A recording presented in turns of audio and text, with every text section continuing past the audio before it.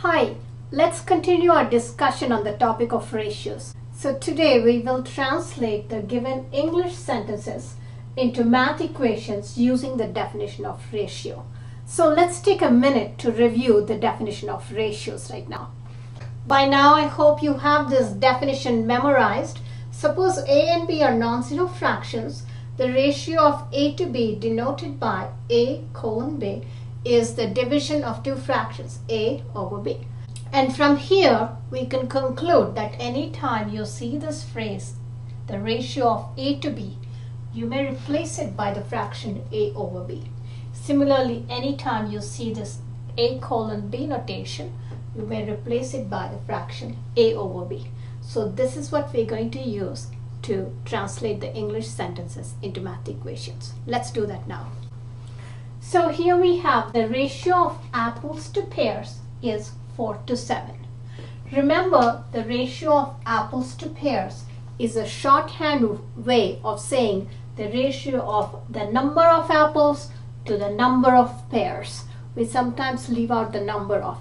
But if you think about that, then this phrase translates into the following fractions.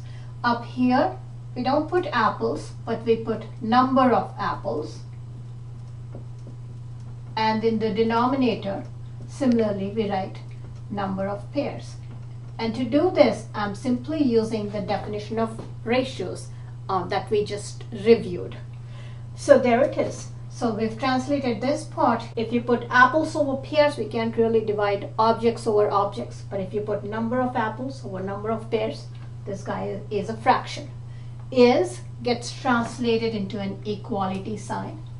4 colon 7, like I said, that notation by the definition of ratio is simply nothing but the fraction 4 over 7.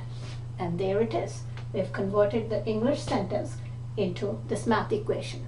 So this math equation conveys the same information that's conveyed in this English sentence. Let's work on this problem. Pens and pencils in a box are in the ratio 8 to 11.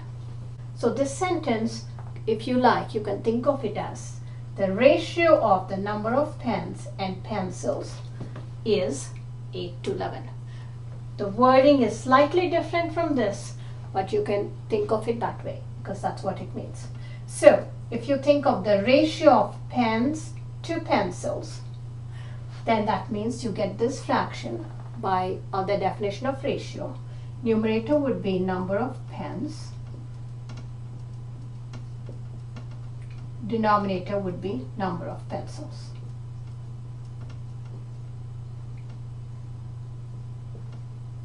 You can think of R getting translated to equals. And now we need to have a ratio. 8 to 11 is simply same as the fraction 8 over 11.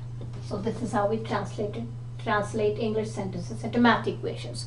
We'll carry on this language. We'll take this language and try to do a word problem in another video.